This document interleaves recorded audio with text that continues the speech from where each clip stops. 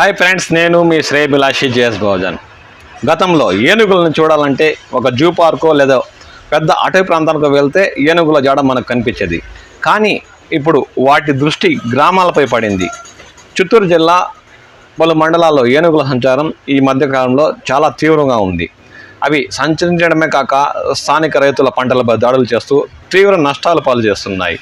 ఆ కథ కమిషన్ ఏమిటో మనం ఈ వీడియోలు చూసి తెలుసుకుందాం.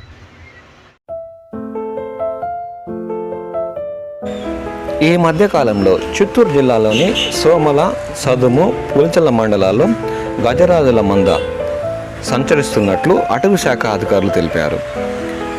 వీటి దాడుల్లో మామిడి, వరి, టమాటా పంటలు తీవ్రంగా నష్టపోయినాయని వారన్నారు.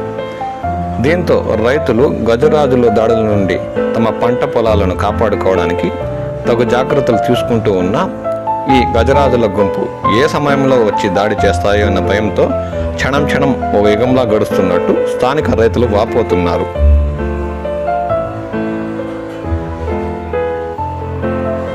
గత 2 రోజుల క్రితం అయితే పులిచెర్ల మండలంలోని కల్లూరు గ్రామ పరిసర ప్రాంతాల్లో సంచరించిన ఈ ఏనుగుల మంద గత రాత్రి పులిచెర్ల మండలం ఎల్లంకివారిపల్లి గ్రామ పంచాయతీ పరిధిలో సంచరించి స్థానిక రైతులకు సంబంధించిన మామిడి తోటల్లోని చెట్టు కొమ్మలను విరిచివేసి మామిడి పంటను నేలరపాలు చేసినట్లు స్థానిక రైతులు తెలిపారు. వీటి సంచారంతో మామిడి తోటలకు ఆసరాగా నాటిన రాతి కూసాలను సైతం పెక్కిలించి వేసి తొక్కేసినట్లు వారు వాపోతున్నారు. ఇది సంచరించే వేళ వీటి దారికి అడ్డుగా వచ్చే టెంకాయ చెట్లను మరియు వివిధ రకాల అరటి పంటను తొక్కి ధ్వంసం చేస్తున్నట్లు స్థానిక రైతులు ఆవేదన వ్యక్తం చేస్తున్నారు.